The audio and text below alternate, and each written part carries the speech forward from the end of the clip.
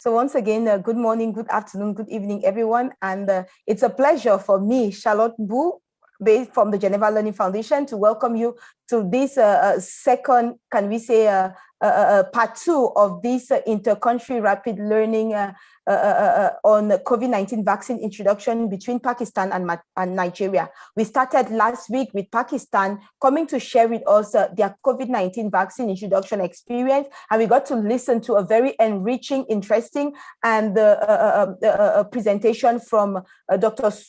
Sophia Yunus, Deputy EPI Manager for the country of Pakistan. And today we are going to be listening to the Nigerian Scholar Group. But before that, what is this all about?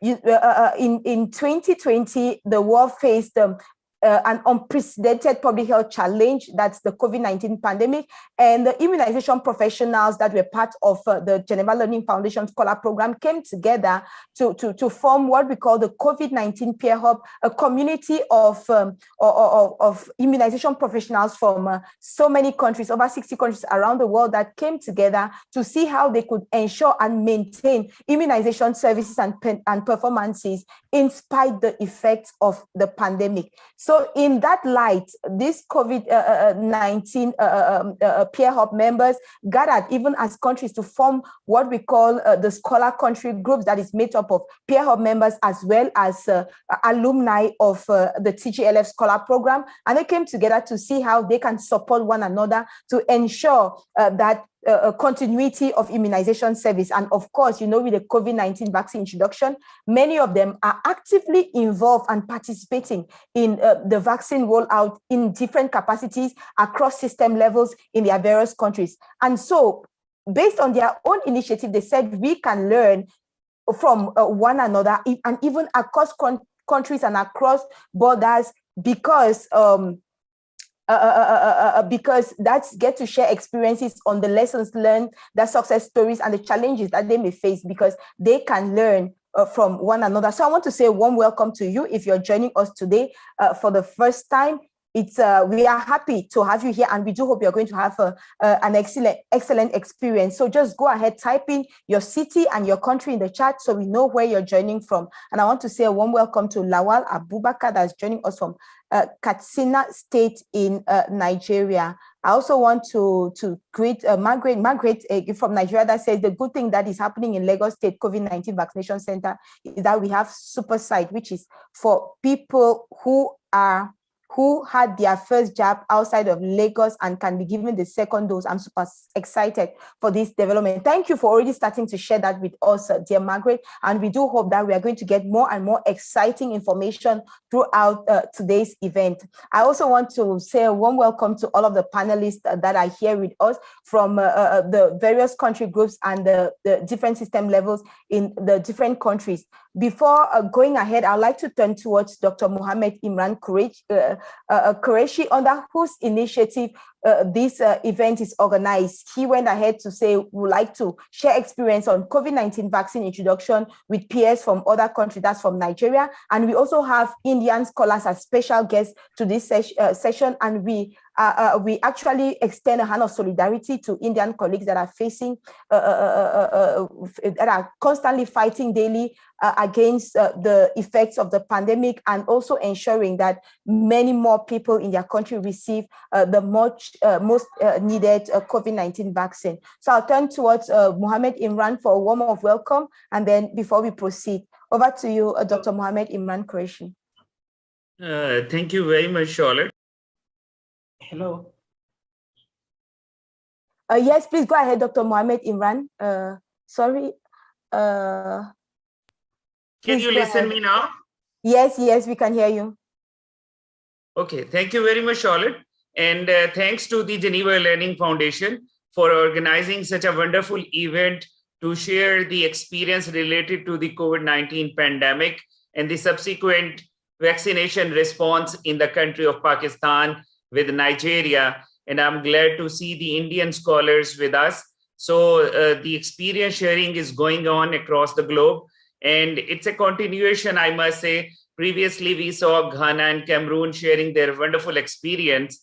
So it's in my opinion, it's a healthy brainstorming where we could learn from each other the experiences, the challenges faced in the countries and the way forward and the solutions who are bringing possible outcomes as a beautiful and stronger impact as far as the vaccination response to COVID-19 is concerned.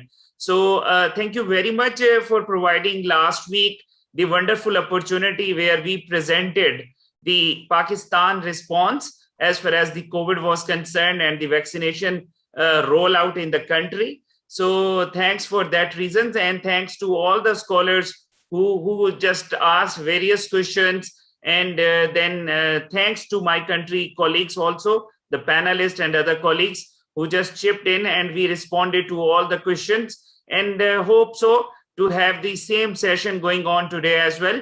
So I'm thankful I can see my country scholars both in the panelist list and both in the attendees list. They are here in this session, and a lot more people are expected to join as the session progresses. So I wish best of luck to the Nigerian scholars for the ICC event today. They are going to present us, and definitely we will learn from their rich experience. And I also warmly welcome our Indian scholars here, and solidarity is with them so that they could come up earliest from this COVID pandemic. So thank you, Charlotte, and it's over from my side. Thank you very much, Mohammed Imran Qureshi. Now I'd like to turn towards Dr. Baraka Tafida Maman. That's the country team leader for Nigeria. Dear Tafida, you're going to just go ahead, introduce yourself and the panelists, and also just hand over to those who will be presenting to us the COVID-19 vaccination rollout in Nigeria and their experience as active participants. Thank you very much, and over to you, Tafida. Oh, thank you very much, Charlotte. It's good to come back again, and have a good session like this with the Pakistani team. Let me begin by saying a big thank you to the Geneva Learning Foundation for facilitating this process. It's quite an interesting forum for us to share ideas, share experiences, and learn from each other. I would also like to appreciate the great team from Nigeria. Sometimes, one gets fatigued, but these great people just give you some kind of spirit, they uplift us and all that. So I'd like to personally call Anurotimi, Atahiru Abubakar, Boma Otobo, Chika Ofo, Emmanuel Musa, Emmanuel Obasi, Felicia Ibionumu, Dr. Ndeo. Wow, Dr. Ndeo is here. That's great. Dr. Sambo Ishaku, wonderful. Samuel Sule Ajansu, great people, and all other members of the Nigerian team. As usual, we had a great session the last time, and we really look forward to this. Nigeria is going to present today. We have a couple of presenters, and we hope as we share ideas, we get to learn and we get to improve on the impact we've been creating as public health workers in our various nations. Once again, may I welcome the Pakistani team to this event. And also, as usual, in solidarity with the Indian team, we pray for that great country, and we hope they overcome all the challenges they are facing at the moment. Thank you, and over.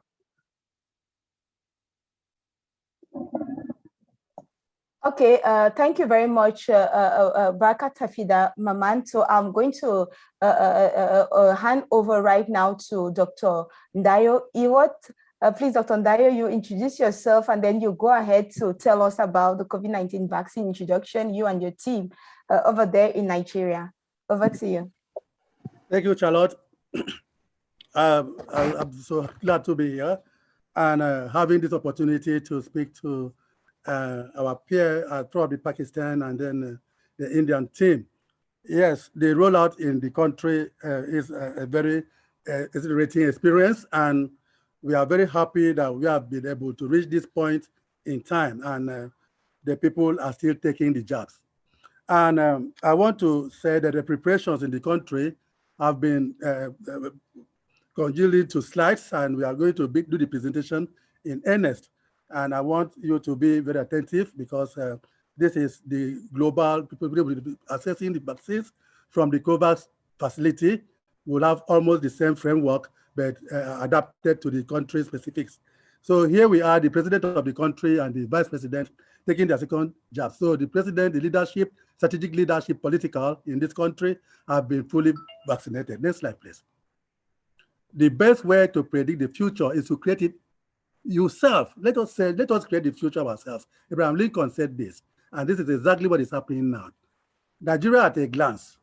We are a federal republic with 36 states and FCT, 774 local government areas with 9,565 political wards.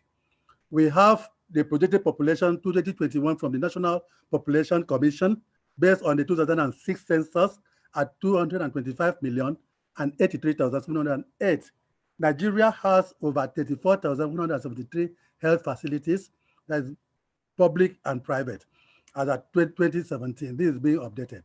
These are people that have been registered. The facility has been registered in Nigeria. There are others that have not been registered yet. They are still going through the processes. Nigeria has 5 hospitals beds per 10,000 population. As you see, this is not optimal based on WHO standards. Infant mortality rate is 70 per 1,000 live births. Next slide. Under 5 mortality rate is 128 per 1,000 live births. In 2016, this was the MICNIC report. It has estimated on immunized children of 4.3 billion in 2018. Average routine immunization coverage is 83%.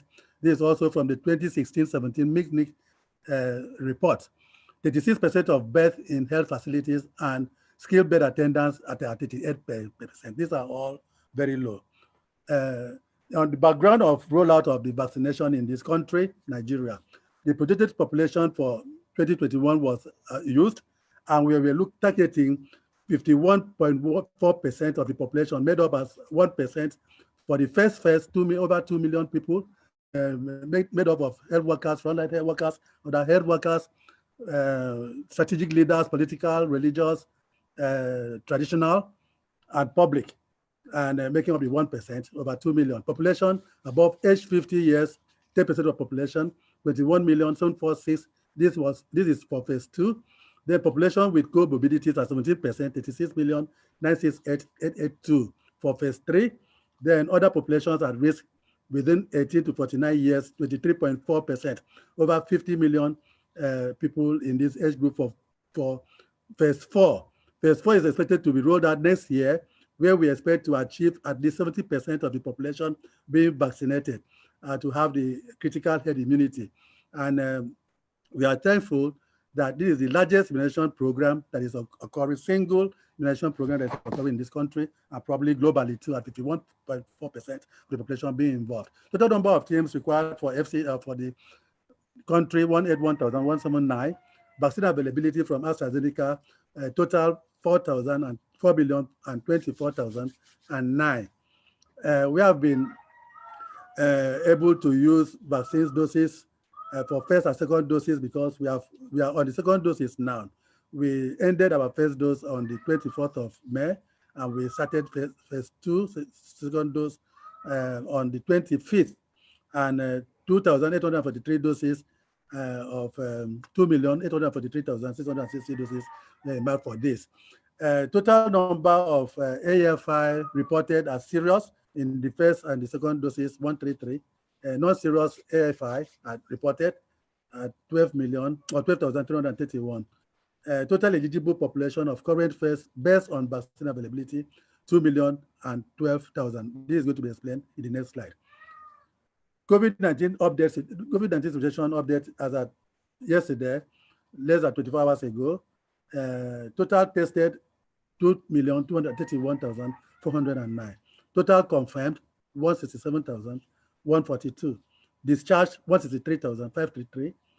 Deaths 2,117. The case fatality is of 1.26, and that is below the global average. And the testing rate is 7.5%. Next slide.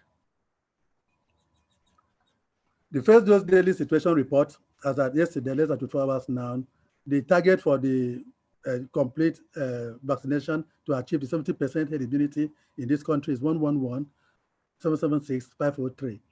Total eligible for this current phase, that is phase 1. We have opened up the vaccination as of now. So we can say in phases, combined phases, 2,012,000. Then we have vaccinated 1,983,000. That's achieving 98.9% of the target for this phase. And then 1.8% for the total that is to be vaccinated to achieve the 70% herd immunity. So we can see we are still far away. Proportion of groups vaccinated with first dose, we have been able to achieve 40.4% total vaccination. People have been vaccinated in the country. That's 0.7% of the total that we have to achieve the 70% herd immunity. And the proportion of groups vaccinated with second dose this time around, we have healthcare workers at 24%, elderly group more than 50 years, 17%, and then frontline health workers, other frontline health workers, and non-health workers, 39%. Next slide. By gender disaggregation, we have been able to vaccinate 58% of males and 42% of females. Next slide, please. COVID-19 vaccines introduction activities. These are the activities layout that the country embarked on according to the COVAX facility requirement. We had to go on for the planning and training to standards, vaccines traditional rollout, micro planning process, service delivery, vaccine logistics estimates, and monitoring and supervision, risk communication, and demand generation. Next slide. Further on the plan layout, surveillance planning, monitoring and evaluation planning, challenges and risk, anticipation and layout. Next steps and recommendations. Accountability mechanisms and expanding the plans to planning and training. Next slide, please. Next slide, the activities timelines for our spreadsheet for training. October 26 to 2020, we had the COVID-19 vaccine technical working groups at the national level constituted. January 18 to 28th, we had development of the COVID-19 operational manual. Still in January, development of technical resource documents at the national level. January 25th, media engagements, national and state level. That is a cross-cutting issues that engagement of the clients moved on to March. Then 22nd to 23rd of February, we had a national planning meeting. 24 to 26, national training of the trainers. This constituted 26 states of the federation, having the state teams and the partners supporting the states, subnational, attending the TOT. And the state planning commenced on the 1st of March to 2nd of March. And I want to interject here that on 2nd of March, the COVAX facility delivery of the AstraZeneca arrived the country, and there was urgency with the expiry coming on 28th of June. There was urgency that the country should roll out. So country had to roll out on the 5th of March, and the subnational followed suit on the 15th of March. And this had to happen at the national rollout before we could conclude the micro planning process, the walkthrough, and the LGA planning training, which was physical, and the state TOT. Next slide, please. Yes, deepening the COVAX facility readiness. The national deployment and vaccination plan that was done on the plan layout there was submitted for review and approval by the General Review Committee. COVID readiness assessment tool dashboard was being monitored as soon as we started the process of planning. Incident management system was put in place following the system that was used deploying the polio eradication structures were quickly reconstituted and mobilized to be applied to the vaccination process on COVID-19. The pillar readiness, the 9 pillars recommended were also set up, and then we had the operational rooms at the national and the national levels with regular updates straight away. So we had the plans for AFS, ICE, and the AEFIs developed. Next slide. The APSCDA, following the plan layout according to the COVAX facility requirement, APSCDA and partners developed the comprehensive plan to guide the overall coordination and ensure successful implementation of the COVID-19 vaccine introduction. Professional manual for training that was used both for the TOT at all levels, the STOT, the AGA, and the WARD trainings. Data tools monitoring and supervisory checklist. Training slides were developed for use during virtual trainings. Training was implemented utilizing the cascade mode of delivery for national levels and state and LGA. Core of national trainers, master trainers, as focal points were deployed to the subnational and the state and local government and the wards to strengthen trainings there. Next slide, please. We had the national planning meeting, 2 days planning meeting. These are the details of the TOT, both at the national and the state level. But it is important to note that the AGA level training of health workers, 3 days on-site training. This was physical with the observance of COVID-19 protocols, the respiratory and hand hygiene. We also had the ward level sensitization for community influencers, 1 day on-site training. This was very successful. Next slide. Yes, the national TOT, as I said, the AGA personnel training for fixed site vaccination. You had 1 supervisor, 1 vaccinator, 1 recorder, 1 community mobilizer, 1 town announcer. Though this is to change in the second dose vaccination, that we are having 2 vaccinators, 2 recorders, 1 town announcer, and then the record. The ward level sensitization town announcers were also deployed and made to be on post and working. Training agenda were developed for all levels, and chronogram activities were also developed for all levels. Next slide. Next slide, please. Yes, this is the monitoring. Please go back. The monitoring dashboard. Yeah, the monitoring dashboard. As at January, the activities were cramped in, and we had to do all these ones. You can see all of us on green. Those activities were successfully carried out, preparing for the launch, if not for the urgency, as the vaccines arrived about a week earlier than planned. But we had already concluded the groundwork and the preliminaries preparing for the launch and the flag off. Thank you. Next slide. Yes, micro planning process. Take care. We call in Anu to take on from that. Thank you. Okay, good afternoon. Greetings to everyone. My name is Anu Rotimi. I work with the Center for Accountability and Inclusive Development, and I'm happy to be here. So I'll be taking over from here. The macro planning process. Next slide, please. Next slide.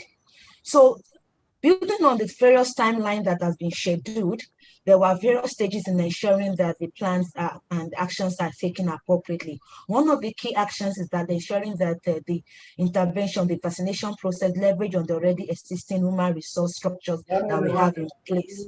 Also, it also ensures that the templates, the micro templates are used to fill the Dexor review. So it was actually used to also ensure that we estimate the number of people based on the phases of introduction, and that the entire vaccine commodities, consumables, and commodities are actually well appropriated. Then the various vaccination sites were also taken care. Also, the use of technology was actually adopted and planned for across all levels. So in terms of scheduling recipients for vaccination, there was also estimation of the target population, like I mentioned earlier. So it actually ensured that people and no one is left behind, and it was actually taking care of clusters. Next slide, please. Next slide.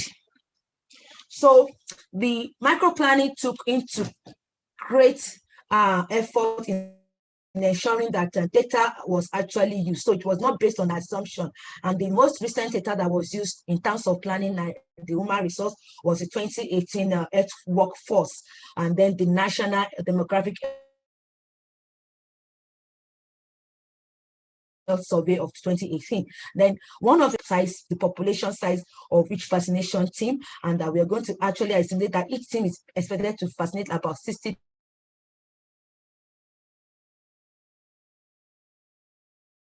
people in a 60 people period of 5 days. Now, the thing that also took in this creating, they also created what we call the special or mobile teams. Now, these special or mobile teams are actually assigned to special places that have been mapped out by the various local government team or the ward vocal person. So such places were like the nursing homes, churches, prisons, and then strong concentration will also give to the hard-to-reach population, such as the nomadics, the fishermen, and people on great move. So with the plan is ensure that everybody that is actually eligible to be vaccinated do not get missed out. Next slide. And it was also ensured that they took cognizance in terms of the requirement of maintaining the various vaccination logistics and the coaching requirement at every stage.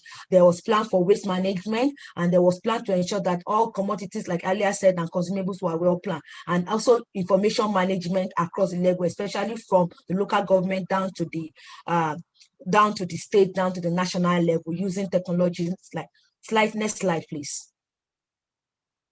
So after ensuring that the micro planning space is well situated within the constant what's happening in the country, one thing that the country also did was say, how do we leverage on the traditional vaccine rollout? So the country adopted the STITCH strategy, where the T stands for traditional rollouts and conduct which was actually focused on conducting a comprehensive desk review macro planning, as earlier said. And this is actually to ensure that we are able to reach out to about 3 phases in 2021 and the fourth phase of the first phase of the population in 2022. We might wish to please refer to slide 7 in here. We also have the E standing for the electronic self-registration of healthcare workers and other frontliners. Like Lady said, we have about 2.1%, over 2 million people that actually were identified for the first phase. But one of the key things that came handy was to ensure that we use technology is development of a URL link that was shared across platforms. So people are actually allowed to pre-schedule for their vaccination. And they also made arrangements to see that people that are not technologically savvy are not left out. They also have opportunity to get to the vaccination center and get registered, and they can have their own vaccination registration number or code, as it may be. Then the concomitant vaccination is also going alongside with the e-registration of the general population to ensure that when your self-registered have stopped, whoever that could have missed out in that phase, pari passu, they are also ensure that they actually have access. So, and this is actually taken cognizance by the vaccination campaign. And we also adopted what we call the house-to-house team deployed to ensure that in areas whereby they're meant to be high population or eligible, that has high population that are eligible for vaccination, but actually notice that there could be one reason or the other they're not actually assessing, or the coverage area is low, or notice. So this is actually to ensure that there's enough equity and coverage. So the house-to-house team actually deployed to such area to mop up action and to ensure that there's increase in access. Next slide.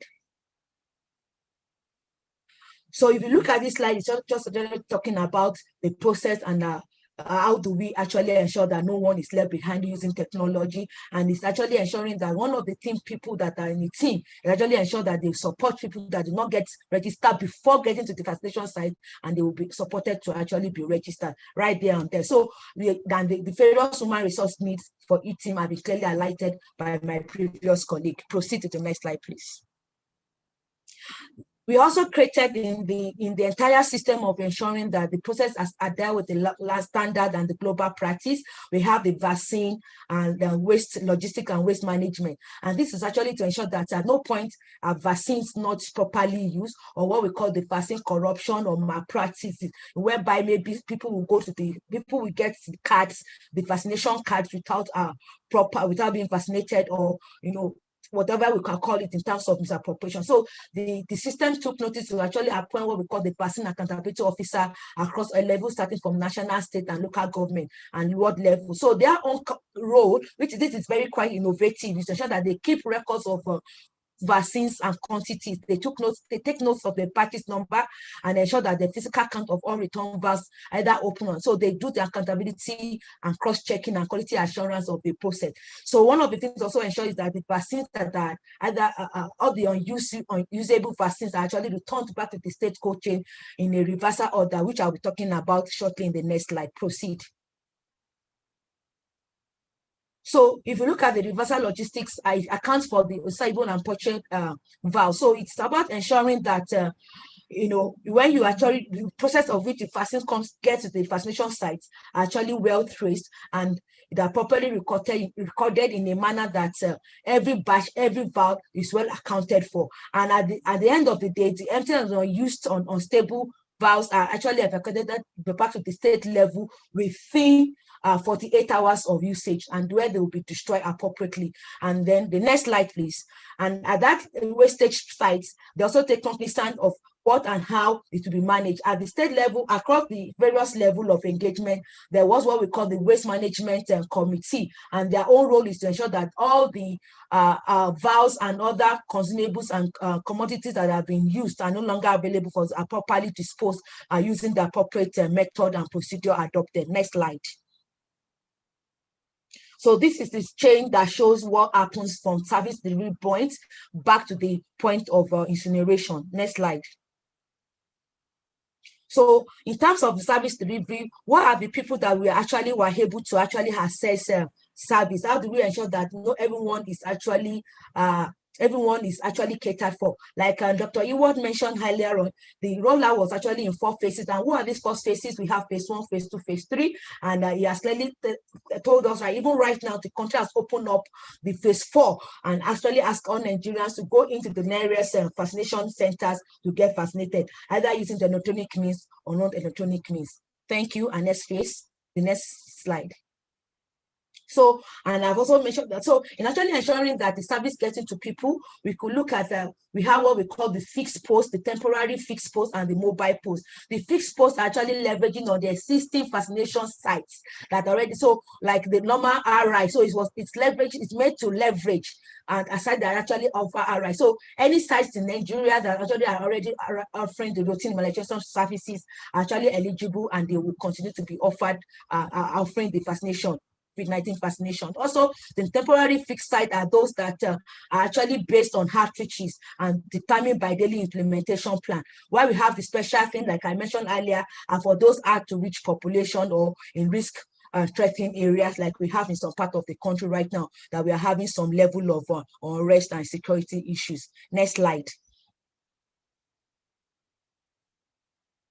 Then one other innovation that the country has brought on board is to ensure that despite that the short time for preparation could not take into cognizance, we were able to bring on board what we call bring your own device by the respective officers or team members. So this bring your own device is actually an innovation that really ensure that it meets the quickness, the urgency, to ensure that we have adequate and quality data for recording. So nobody, in as much as you're a member of the team, we don't have to wait for the government to provide you. We are leveraging on all resources of each person and member of the team as available and as required. Next slide.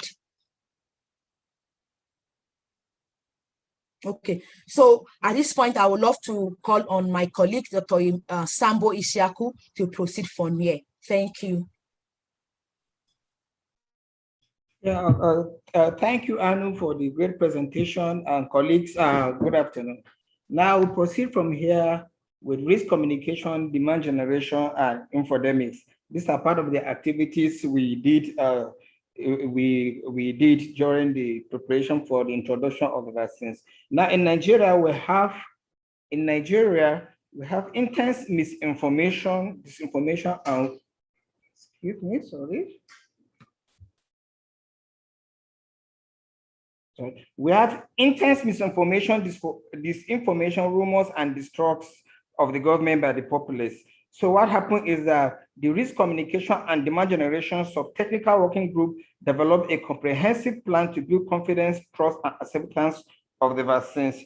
Now the risk and crisis communication and demand generation strategies that were employed are these: advocacy, risk and safety communication, social mobilization, community engagement, crisis communication, media engagement, social media, capacity building, and evidence generation. We will now go to, these are some of the ways we spread out the messages through the social media. We monitor the global conversation on social media, and then there are public health advice is being given, sharing of success stories, and regular press conferences by the government is being done. Now, under monitoring and supervision, Data collection and collection tools were developed in the planning stages. We have pre-campaign data, daily calling data, monitoring data, and other data components are being collected. Now, data are analyzed with indicators for COVID-19 vaccinations. You can see some of the indicators here. State of preparedness is being monitored with the filling of checklists. Now, the country has a national dashboard, and we have independent monitors that help in supervision of the process using ODK. We have support, the country also have supervisors who pay in supportive supervision at all levels using the implementation checklist on ODK. Now, these data are analyzed and shared on a daily basis across the board. Now, high risk and hard to reach populations are receiving more intense supervision. Now, we come to surveillance of AAFI and AESI. Now, we have manual compilation of AAFI and also electronic compilation using the MED-Safety app. Now, the paper-based forms are transcribed to the mobile application by health worker. So during the implementation, it's not all the health workers that have been doing that. It has been one of the drawbacks that we have. Now, all serious and clusters of AAFI are investigated within 24 hours. We have AAFI committees at all levels of governance, starting from the national, state, and the LGA's level. Now, active surveillance are conducted using vaccine monitoring app at Sentinel site. So this point is actually slated for the subsequent phases of the exercise. Now, validation of AAFI is being done by the National Pharmacovigilance Center, which is being anchored by NAFDAC. Now, these are the different committees we have, the various levels. We have the National Coordination Committee and the National Expert Committee at the national level. Then we have the State AAFI Committee and the LGA AAFI Committee. And they are all involved in investigation of the AAFI cases. Now, AAFI data tools were made available to the local level, that is at the LGA level, to ensure that they are being field documented and then transmitted to the national level. Now we have an accounting mechanism in places. Now different governance levels have different critical activities and roles that are being tracked to ensure accountability. We have roles that are specific for the national level, roles that are specific for the state level, and roles that are specific for the local government level. Now, monitoring and evaluation. We have a strong monitoring and evaluation system at the national, state, and local government level to monitor progress and performance of the vaccination system. Now, this is being headed by a monitoring and evaluation officer at the different levels. They measure key performance indicators using real-time dashboard that visualizes indicators. We have some challenges and risks that we experienced during the first phase of the exercise. The first thing is gaps in budget at the state levels. We have vaccine hesitancy among some health workers, but the demand creation committee has been trying earnestly to see that it resolves this. We also have gaps between calling data and electronic monitoring of immunization data, delay in AAFI line list by some disease surveillance notification officers at the local government level. Now in Nigeria, we all have security. There are areas of intense security challenges that we couldn't pay adequate supervision in those areas. We have issues of poor network, internet connectivity, and poor knowledge of some health worker on the use of mobile technology. There's the issue of data confidentiality and security by some of the populace that came, but we try to explain to them to accept that, because some are refusing, especially when their pictures will have to be taken, or their passport picture will have to be taken into the software. Now we have inadequate community mobilization activities in some remote area, and again, last but not the least, we have fatigue and overstretched health workers. Initially, the first phase was supposed to last for 10 days, the first dose for 10 days, but it's stretched to the end of the month. And even now, the second dose is still stretching to the end of the month. Now, next steps and recommendations. Now, the country team is to support the coordination of the remaining phases of COVID-19 vaccination through the various working groups. Now, the Nigeria country team support the conduct of stakeholder sensitization meeting for the next phases of COVID-19 vaccination team. And the country's team is to support the integration of vaccine rollout with ORIS supportive supervision. And we have to leverage on the COVID-19 supervision to ensure functionality of routine immunization coordination centers and working groups. We know that this pandemic, when it first came, it caused a drop in the performance of routine immunization. Now we are to leverage on that to see that these activities are done concomitantly. Now, the National Primary Health Care Agency is to intensify advocacy to state government in preparation for the subsequent phases, so that government will not be taking awares and they will make full financial contribution for the subsequent phases. Then support the functionality of AAFI committees at the local government and state levels. We know from experience that some of the local government levels do not have well-functional AAFI committees. Now, NPSCD is work with network providers to tackle unresolved issues of internet connectivity, and local government and state levels are to develop special plans for security compromised area involving all stakeholders, and intensify sensitization and community mobilization activities while targeting professional groups. And lastly, but not the least, state governments are to commit to providing more incentives to health workers to boost their morale. Now, in conclusion, I would like to say this. Through the numerous challenges that bedeviled the first phase of COVID-19 introduction in the country, lessons have been learned and areas for improvement have also been identified at all levels, from the LGA state and the national level. The story so far in our country can be said to be that of a success, because as of today, we have 98.9% of the eligible population for phase one that were vaccinated with the first dose of COVID-19 vaccine. This we hope will follow suit in the subsequent phases of the implementation. Thank you very much. Thank you for the opportunity to present. Over. Thank you so much, Dr. Sambo. I would like to particularly thank the Nigerian country team and Dr. Ndayo, Anurotimi, and Dr. Sambo for this wonderful presentation. And you have some very excellent comments there in the chat and so many questions in the Q&A. So I'd like to invite you who are in the room, please go ahead and vote for the question you would like to see answered first. But I can already see that some of the panelists are already responding to the questions. That said, I'd like to invite, first and foremost, Dr. Mohammed Imran Qureshi. You have listened to the presentation from Nigeria today about their experience on COVID-19 vaccine rollout.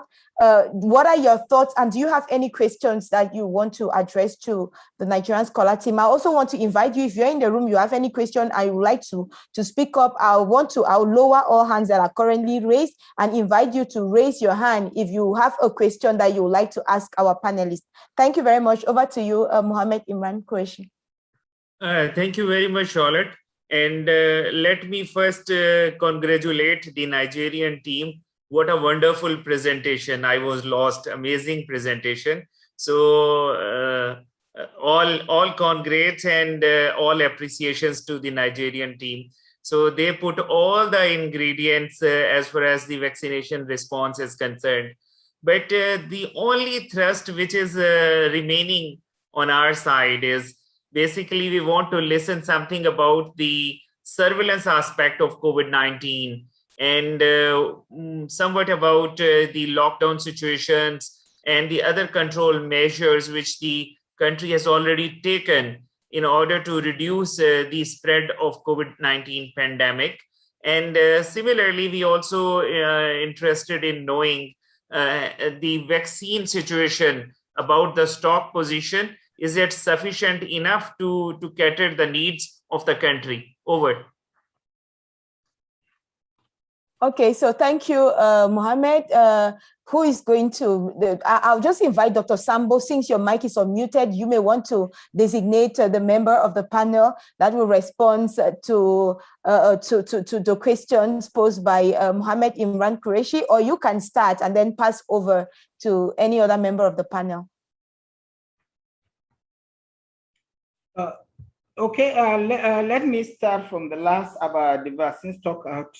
As initially mentioned, we have about 4 million vaccines that were received from the COVAX facility. And it is actually enough for the first phase of the exercise. So we are waiting immediately after the country is expecting more vaccine for the subsequent phase of the exercise. I believe Madam Boma will be able to throw more light on, this.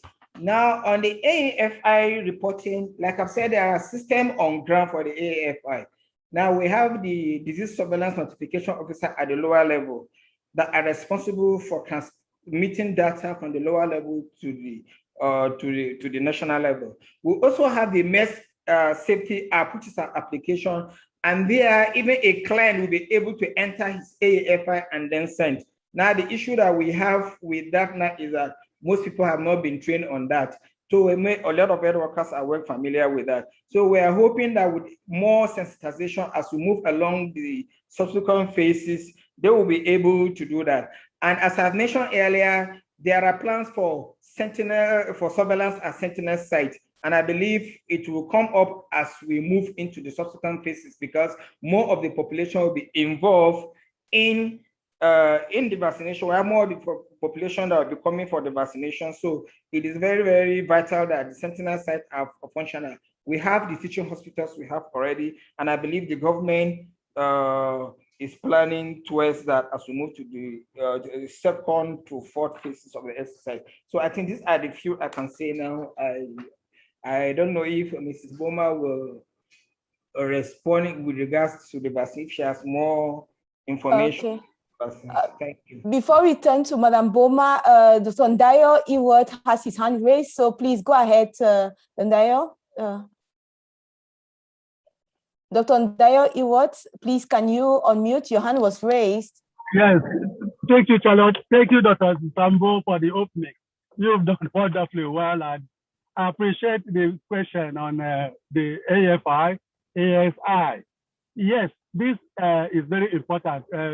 When you are looking at the rumor and all the negative media hype on COVID-19 vaccine, and the position that we introduced our own in mid of March, when the European matter was at the zenith. So what have we done? The COVAX facility has given countries the leeway to activate and deploy the polio social assistance for surveillance. In Nigeria, the WHO, the sub-national coordinators have strengthened the surveillance system, as we are also having that integration with the immunization, routine immunization surveillance. So the disease surveillance and notification officers for each local government is in charge of this. They were trained by WHO and deployed. All the community sites, reporting sites in the villages have been activated. And so they are integrating COVID-19 AFI and other AFI in their disease surveillance. And so with this, the referral systems have also been done. The focal points, the desk officers in referral centers, secondary and tertiary institutions have been appointed and trained. 1 day to training was done for them. And the NAFDAC, the authority certifying products safe for consumption in the country, have already, just as Dr. Sabo said, they deployed their app. And it is a very easy one that in the comfort of your home, you can key in your complaints, the symptoms that you are having, and then that will be centrally analyzed, and then the system will be activated for you to be evacuated in terms of severe adverse events. In my one, there will be somebody to ensure that you are assured. And the DSNO is on the manual attention to AFI. So he is the anchor at the local government and community. So he liaises with all the team supervisors, and he coordinates this, filling all the tools. The reporting tools are filled every day and submitted manually and electronically. So by so doing, I believe that there's still room for improvement, but so far so good that we have been able to track and then record some adverse events in this country. So thank you so much for that opportunity, and over. Thank you, Dr. Ndayo. Before I'll turn towards the team lead, I'd like to invite Boma Otobo. Please go ahead and unmute yourself. And please, will you start by introducing yourself, Ma, and then giving your own contributions. Thank you so much, Charlotte. And thank you, Geneva Learning Foundation, for the opportunity to be in this meeting. I would like to thank my Nigerian counterparts for such a beautiful presentation. Talking about the vaccines that we received, the government in the initial tranche, the very first one, received 3.98 million doses, about that, of vaccines, which were distributed to the entire 36 states. What we did at that point was to ensure that every state was advised to reserve about 50% to be used as second dose. This was the AstraZeneca vaccine I'm referring to, which has to be given in 2 doses. And so the states went ahead. So the first dose, we vaccinated 1.956598 million Nigerians, and they are also ready for the second dose. So looking at even the first tranche of vaccines we have enough vaccines to cover the entire eligible population that have been assigned for that phase. And so for the second set of vaccines we're receiving, that would also be the AstraZeneca vaccines. We're expecting about 3.9 million as well, and that will be coming in about the first week of August. So definitely we have enough vaccines for now, but we're still grateful to the COVAX facility that is bringing this out, and also some other contributions from other donors. So I would like to say, in terms of vaccine shortage, based on the population we're targeting, we have adjusted such that the eligible have enough vaccine. I would also like to comment on the vaccine accountability officers. I think that has been responded to, but we did say that vaccine accountability officers have been assigned to every ward in every local government. So they trace the vaccines from the state postal, make sure that what was received by the LGA is what is actually distributed to the health facilities.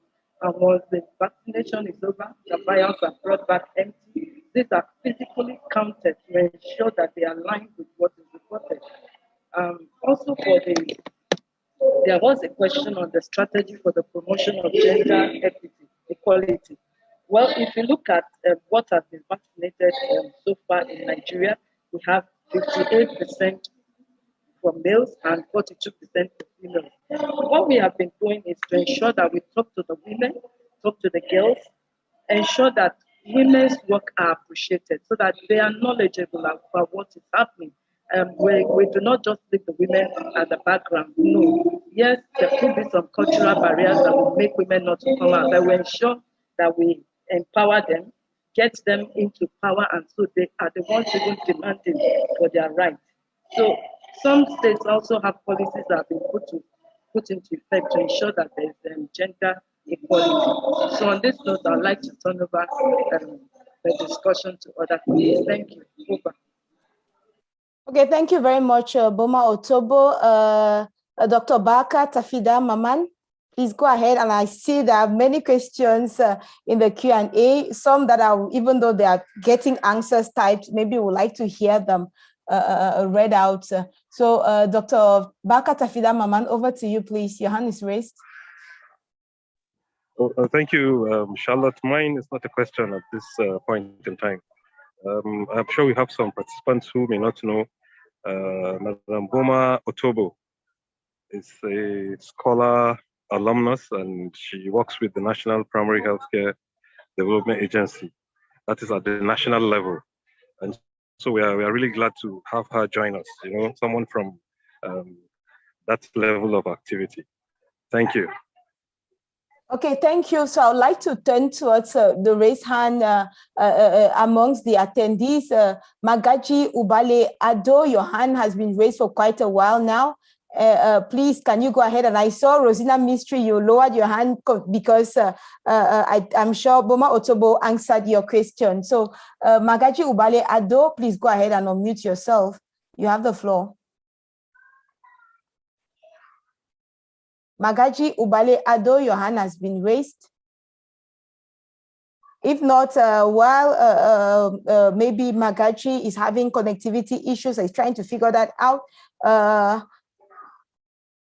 I would like to, there was a question from an anonymous attendee here that says, how significant a challenge is lack of vaccine confidence proving for COVID-19 vaccination uptake? Is low vaccine confidence particularly prevalent among certain population groups?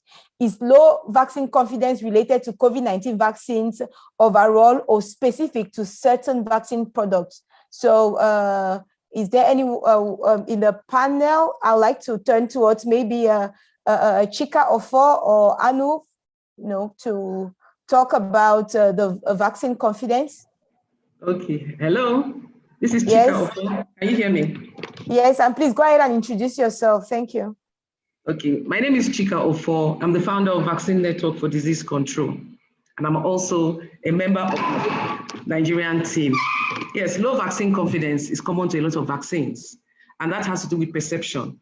So now with the COVID-19 vaccine, with a lot of misinformation and disinformation, and the anti-vax, a lot of people who believe that vaccines have one issue or the other, it is pertinent at this time that we continue to focus on places like NCDC, information from the government to give us the right information. Because low vaccine confidence is something that is there, it has always been there. But the more we churn out success stories, people see that we are transparent, the truth is being told. And like for the COVID-19 vaccine, with the AEFI that we've had, the serious AEFI, there are not many, even the ones that are not serious are not many, and the serious ones are also not many. All this kind of information should be put in the media and for people to hear and see that a lot of work is being done and that vaccines are safe. Because the truth of the matter is vaccines save lives and save money. And that information should continually be put in the space where people can hear and understand it. And then data to show that, for instance, there's no information as to anybody that has died from this COVID-19 from the vaccine in Nigeria. Those kind of information should go to the media, should go to social media. With this kind of information, people will now start to believe and trust the vaccine, the kind of vaccines that we have. COVID-19 vaccine is actually, people feel that the COVID-19 vaccine has a lot of, may have some issues, not because of anything, but because of the way it came. And that is it. And then anti-vax are really, really, really pushing this out to make people feel that there's something wrong with the vaccine. I am vaccinated. Everybody around me is vaccinated. Dr. Iwat is vaccinated. Dr. Atari is vaccinated. And all this kind of success stories should be something that we should focus on more in everything that we do. Thank you very much. Thank you so much, Chika Ofor. We have many other hands. I'd like to invite Rosina Mistry from Pakistan. Please, Rosina, go ahead, unmute, introduce yourself, tell us how you're involved in COVID-19 vaccine introduction and ask your question. Over. Thank you, Charlotte, and everybody. What a presentation. What an organized way in which the Nigerian group has presented. Very impressed. I am a consultant basically for behavior change communication and health promotion, and I'm also the civil society steering committee member. I was at Gavi and GWAP and SEDGE external advisor. So my question is basically more about behavior change. Number one, what is it that you do to reach out to the hard to reach population, or have you not yet reached? Because as I understand, you have just completed only health workers vaccination. So were those health workers in the hard to reach areas also targeted?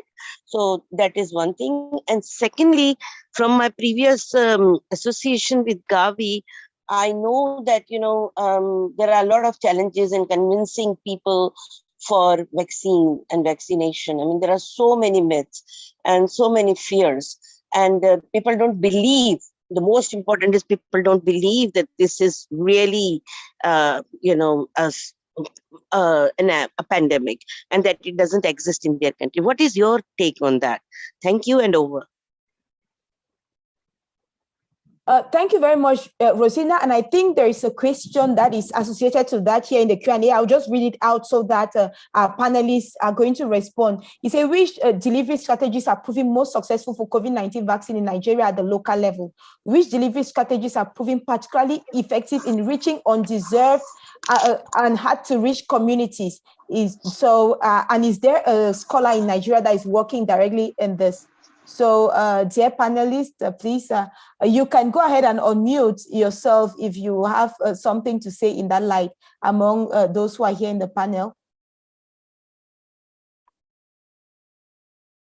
So, or I could start with, I don't know, I see Mohamed Oreyin. Yes. Please, Mohamed Oreyin, we'll start with Mohamed Oreyin Otaru before we turn towards Mohamed Taimo. Hello, Charlotte. Thank you for the opportunity, and the Nigeria Scholar team, including the Pakistani team that are here with us. What we have in place for the hard-to-reach community inhabitants is usually so far for this first phase presentation of the vaccine, we have sites that have been mapped for the vaccination. So in the same sense, we have a mobile or movement team. So this team have been mapped in accordance with the respective vaccination sites. So every ward within the local government area have mapped the vaccination site in respect to the nearest facility within a hard-to-reach community. Hence, those health workers that are far off the town or the city and other inhabitants in the subsequent phases will be able to reach those facilities with the most possible proximity, because the team now moves, or the mobile team or movement team have been mapped in respect to the community. So those people that are far away can now reach them, and those people with technology issue also will now be mapped. Then also in regard, another question that matter as in regard vaccine accountability officer. Yes, the vaccine accountability officers also haven't checked the respective vaccine, the batch number within the facility or the cold room where they have been issued to the respective vaccination sites.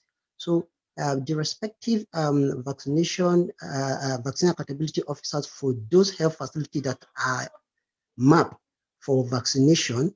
So the vaccine accountability officer follow them to the field, to the vaccination site, and usually for those security challenged areas or communities, we mapped out persons from the community. Those persons who are within the community, we call them to the town, we train them, and those people are the ones that usually get the job done for us. So in essence, we are leveraging on the knowledge or existing strategy for polio eradication. Thank you. Over and out. Thank you very much. I'd like to invite Atairu Abubakar. Atairu, if go ahead and unmute yourself. Okay, good morning, good afternoon, colleagues. I'm very happy to be part of this memorable event. The COVID rollout in Nigeria has been successful. The scholar team in Nigeria has been participating in most of those activities at the national, state, and even the LGA level. So please, Atairu, can you introduce yourself? Tell us how you're involved in COVID-19 vaccine introduction before you go ahead. Okay, thank you very much. Atairu Abubakar is my name, former technical assistant supporting the State Primary Care Agency under the State Emergency Routine Immunization Coordinating Center. That's where I worked before. I supported the state during the implementation of the first round of the COVID vaccine. For that period, all the preparation done has been mentioned by my colleagues. So far, so good. We are on track. And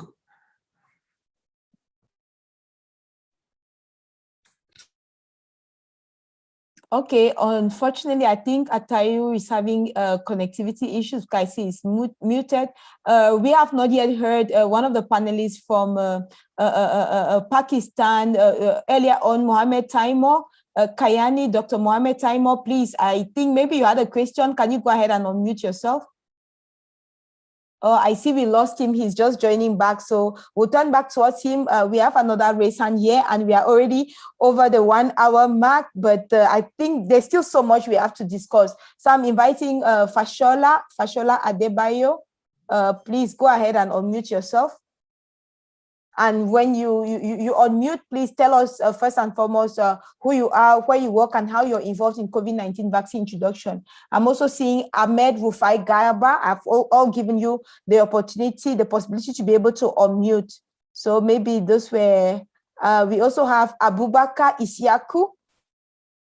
While we are getting one of our one of the attendees who have raised hands to unmute themselves. Okay, we have, please go ahead. Go ahead, Fashola Adebayo.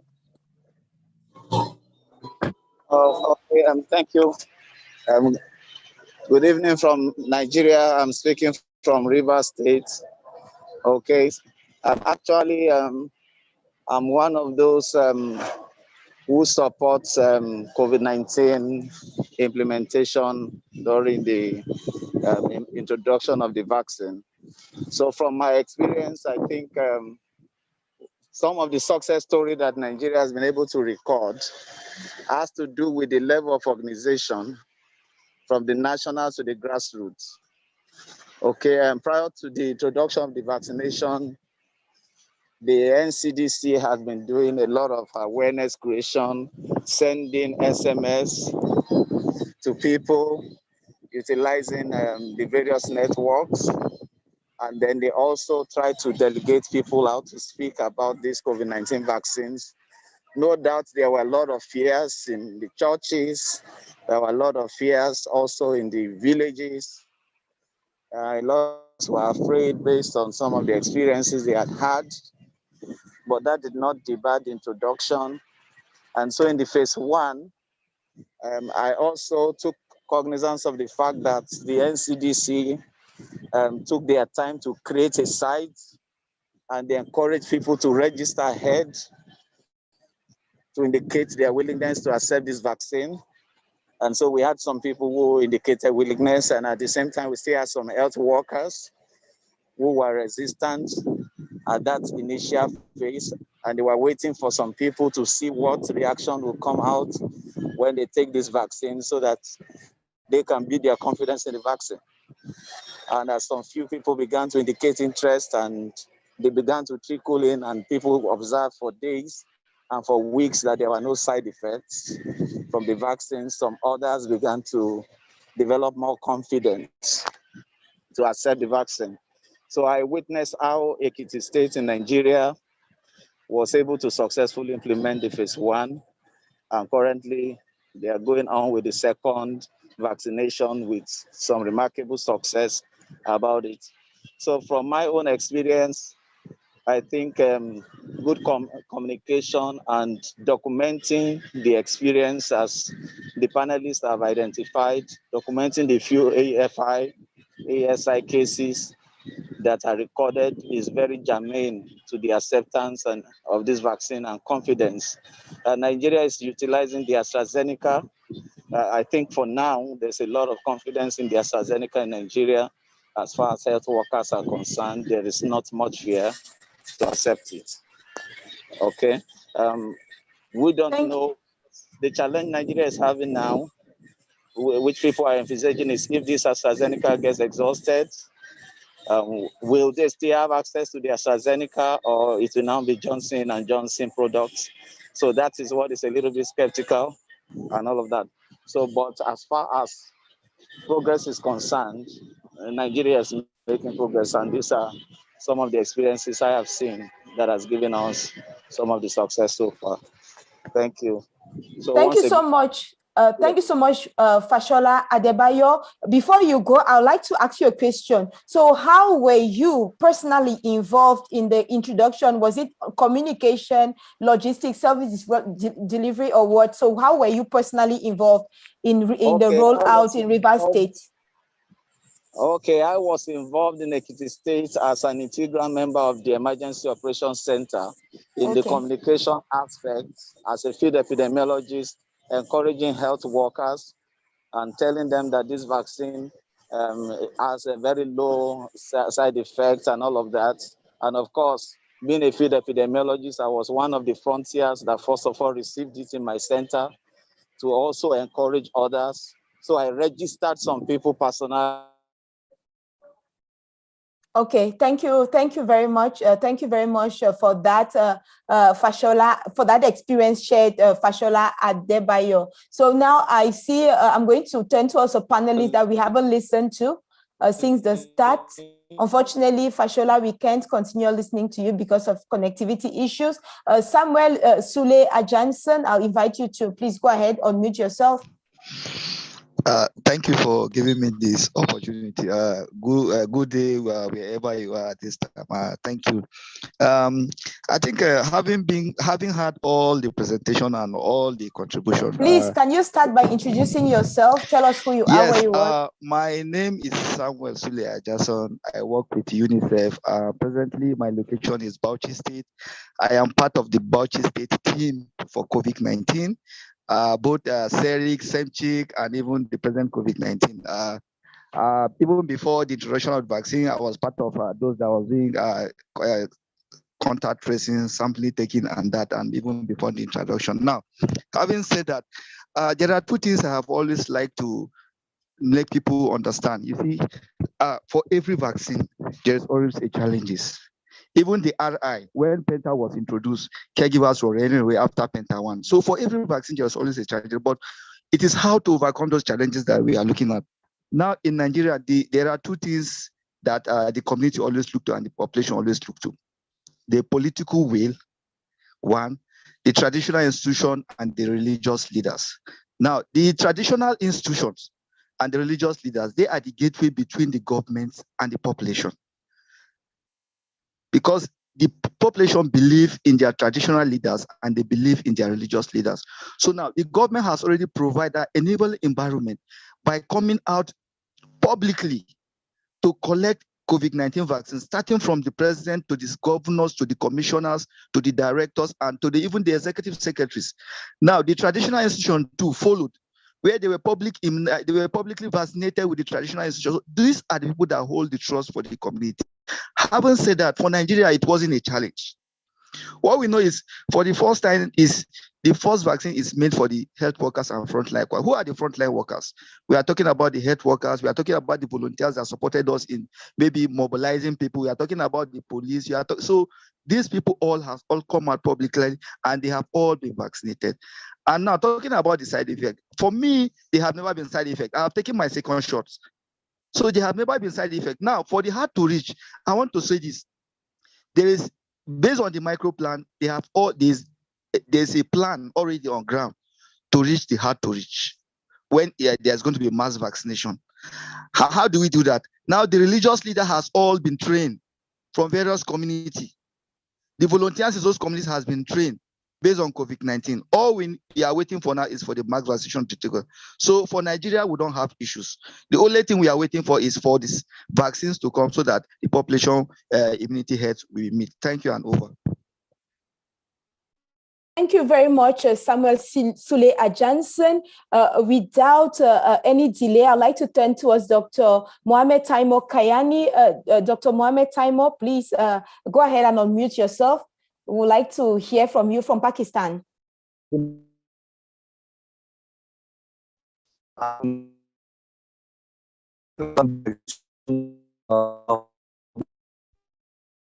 Pakistan.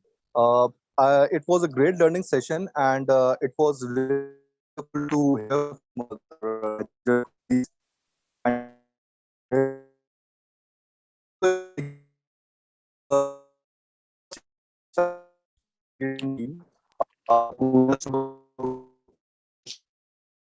Unfortunately, Dr. Mohamed Taimo, it's like you're having internet connectivity challenges today, so we are unable to hear you. Am I audible? Sorry. Yes, we can hear you now, but you were breaking before. I'm sorry. So it's like I just wanted to inquire that is the COVID-19 vaccination rollout in Nigeria having any impact on the routine EPI HR staff or the supply chain? That is my only question. Thank you, and thank you, Team Nigeria. Okay, thank you so much, Dr. Mohamed Taimo Kayani. The question is, what effect has COVID-19 vaccine introduction on on routine immunization? So Atayi, I'll just go ahead and invite you to unmute since your hand is raised. You start and then, Sorry, I'm coming back again. Formerly, my network was very poor.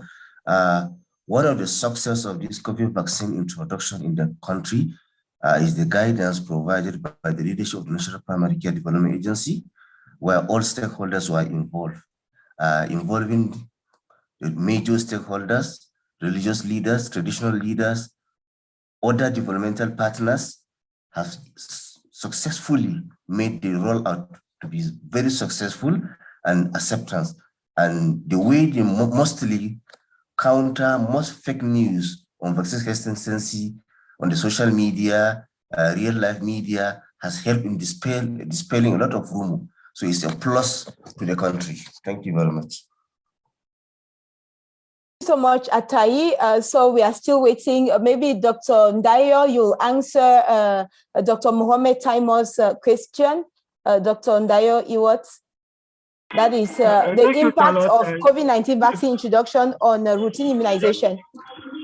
Thank you, Charlotte, and thank you, everybody. I want to give the indulgence. Let me take also the hard to reach, expanding access to hard to reach. Then I will also respond to Dr. Mohammed's concerns. Charlotte, we are on the first phase implementation, and strategic leaders, traditional, were vaccinated. And these are chiefs across the district, across the national level, sub-national level, everywhere.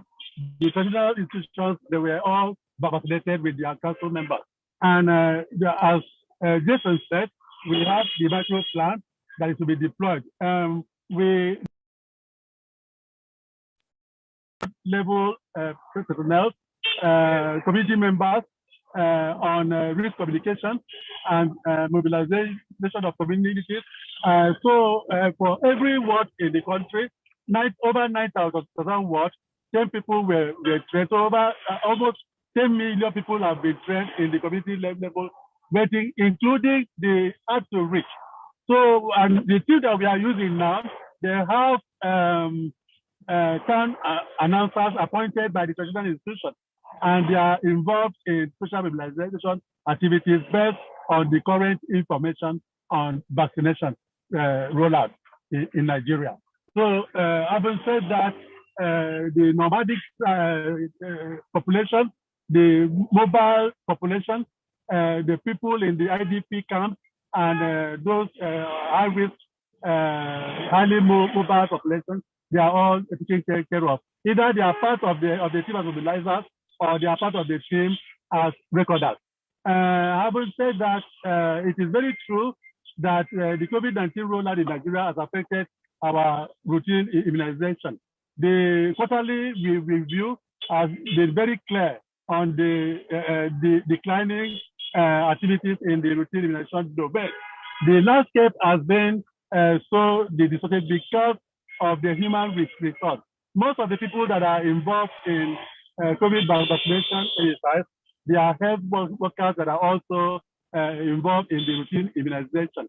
The urgency of rolling out and ensuring that the expiry of all the batches of the vaccines we received in this country are not allowed to waste our stock has made it that the workforce has been pulled to vaccinate towards making it look like a campaign, a mass campaign. So those cases of frontline health workers, traditional rulers, military and paramilitary have now been unbundled. So there's uncoupling of phases. So we are vaccinating across the phases now in order that we mop up all the people that are eligible and to prevent a expiry of vaccines. So we are having measles outbreak, though there is not widely spread, but particularly in the northern part of the country, we have had reported cases of measles outbreak, and as the routine mentioned is declining. So we are having bump-up activities in those states, the sub-national and the operational levels. So the bump-up activities are coming on intensification and looking for a way that we integrate routine immunization into the COVID vaccination or COVID vaccination into routine immunization, so that at a point you are having some staff, volunteers have been made to deepen the number of teams or people in the team. So the two vaccinators are there in the team and the two recorders are there. So one vaccinator could be doing the routine immunization and the other one will be doing the COVID vaccination. Of course, the two recorders are there to ensure so that the data are appropriately captured in the appropriate tools.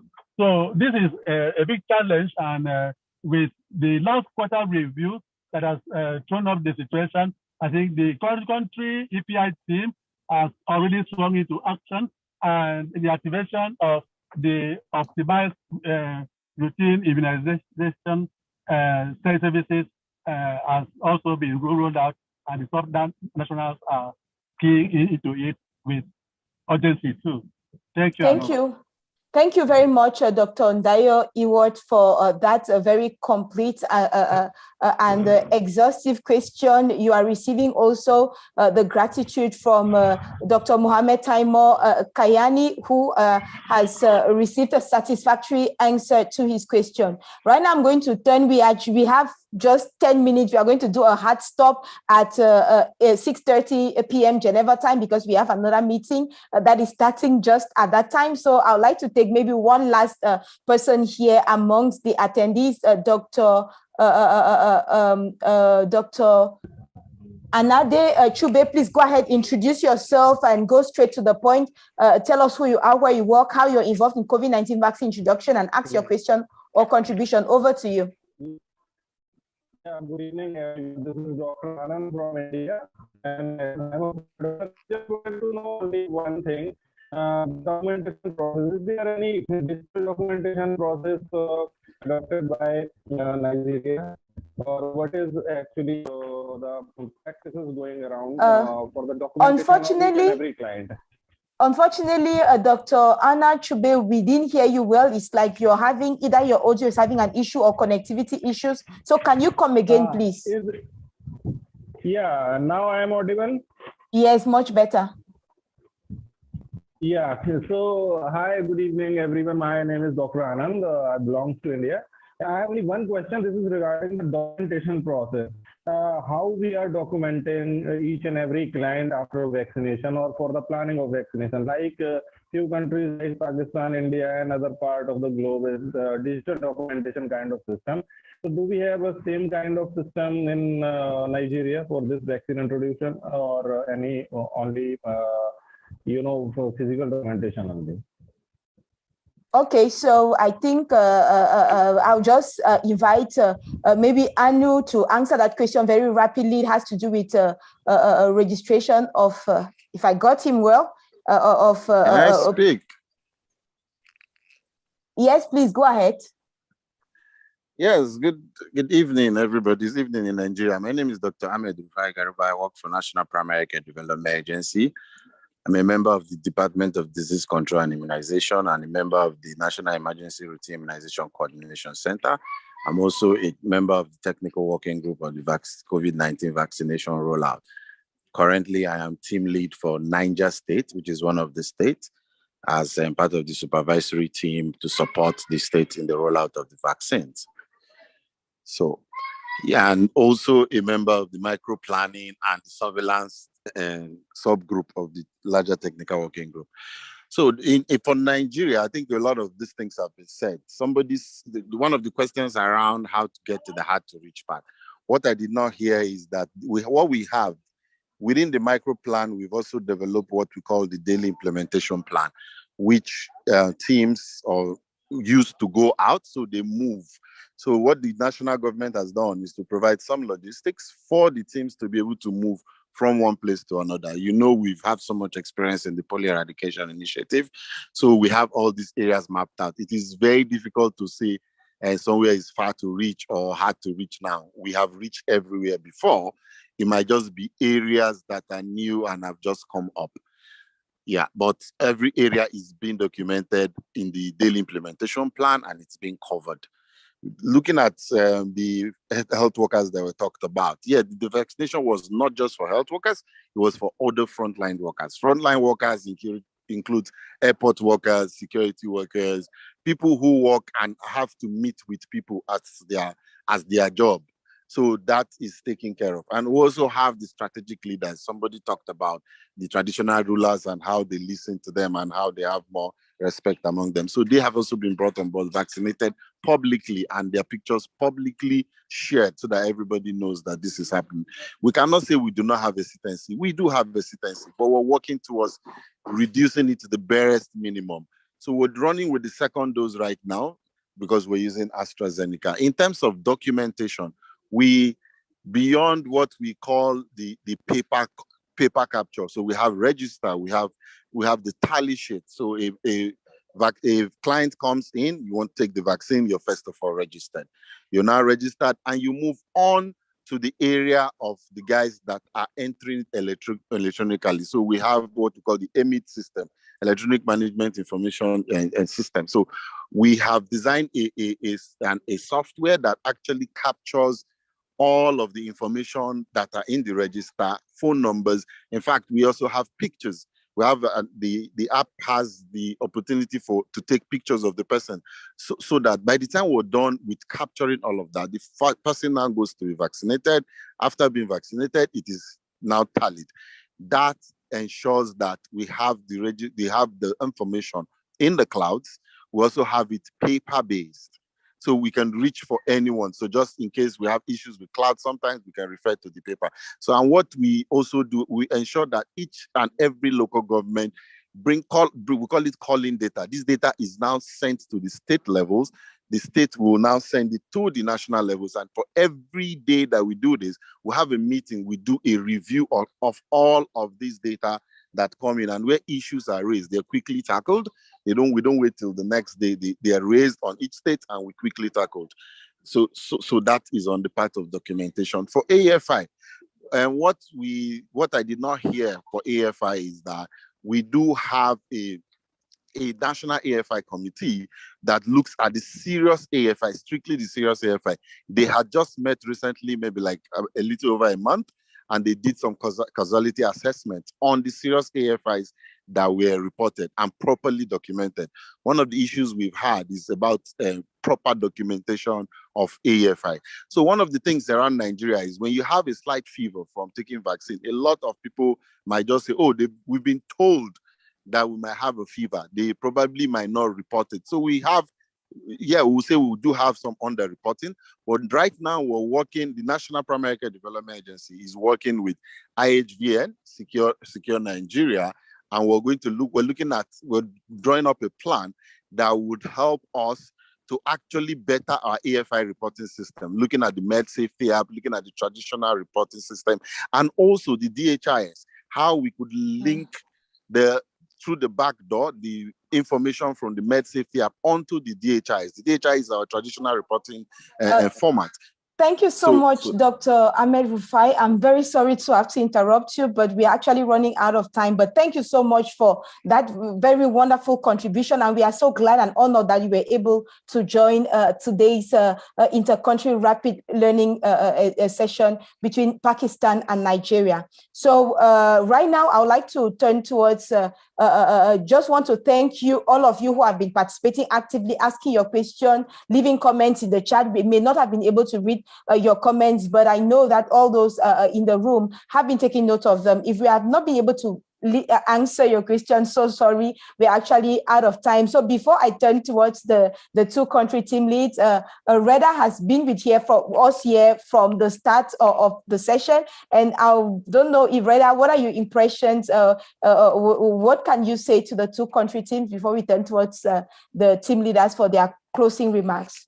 Thank you, Charlotte. And first of all, thank you to both team leaders for inviting me, as I am only merely a guest in this exchange between the two COVID-19 Peer Hub country teams. These are not just words, but this is really, we believe that with the COVID-19 Peer Hub, that ultimately responding to the pandemic would be dependent on the motivation, the commitment, the diligence, the follow-through of people who deliver vaccines in countries that are being affected by the pandemic. And of course, we started out not even thinking that there may not be a vaccine for a very long time.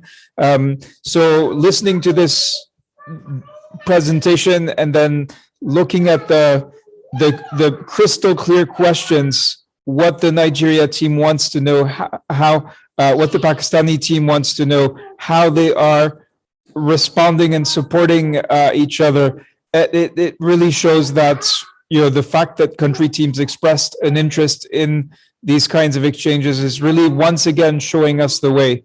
So we're here to see how, by listening to you, we can take what you are saying bring it to the attention of our global partners, and that is what that is the follow through and the commitment and the accountability that we hope to have towards you. Thank you, Charlotte, and again, congratulations to the country teams. I think these are remarkable. I would even say historic exchanges. I know that beyond this one moment, some of you will be staying in touch, exchanging information, continuing to share your experience, staying in touch. And I'm convinced that the strength of this network, of the network and the trust that you're starting to build today, can actually be the factor that makes a significant difference in whether or not COVID-19 vaccination succeeds or fails in Pakistan and Nigeria. Thank you. Thank you so much, Reda. Emmanuel Musa, you have something to say, and then I'll turn towards Dr. Bakar Tafida Maman and then Dr. Mohammed Imran Qureshi. Over to you, Emmanuel. Yeah, thank you. Thank you, Charlotte. Thank you, Reda. Thank you, Geneva Learning, for giving us this opportunity to have interaction and one-on-one discussion with our brethren, Pakistan and Indian. And I actually want to appreciate all that has supported us from the beginning to the end of this. It has actually been a success. From the last week, it was Pakistan. This week, it was Nigeria. And to those who came from the national level, I really want you to, if possible, please try and be part of us for the Nigerian team. And if you've never been part of the Nigerian team, please, we have a Telegram forum that we normally chat and we meet. Please try and be part of us. We want to share more of those ideas and those experiences you have from all your walks of life. Thank you, Charlotte, for giving the opportunity. Thanks. It's been a pleasure. Thank you. Thank you very much, Emmanuel Musa. Dr. Bakar Tafida Maman, closing remarks. Thank you, Charlotte, for this opportunity. A great collaboration between the Pakistani and Nigerian teams. It's been quite an educative moment for quite a number of us, and I'm sure a lot of people also look forward to more sessions like this. Dr. Imran Qureshi, a great man. Thank you for hosting the phase one of this collaboration. It's been such a wonderful experience for us. The Geneva Learning Foundation, this is something that started like baby steps. We began with the COVID-19 peer hub about a year ago, and now it has progressed to an inter-country peer learning meeting. Great experience for us. For the Nigerian team, we have such wonderful people, such a robust team. Many thanks to all the people that have put this together, to ensure that we share experiences with the Pakistani team, and also to the great people who came from the National Primary Healthcare Development Agency. Like Emmanuel said, we look forward to, continuous collaboration and experience sharing with you all. This is the Nigerian team. We're all together, one for all and all for one, I'd like to say a big thank you also to the Pakistani team for agreeing to host us. And now we are doing the second phase. Thanks, everyone. Do have a great moment. Thank you, and over. Thank you. Okay, and over to you, Dr. Mohammed Imran Qureshi. Thank you very much, Charlotte, and thanks again to the Geneva Learning Foundation for bringing us together for this experience sharing. It was very successful idea, and looking forward to have more such experience sharing between other countries.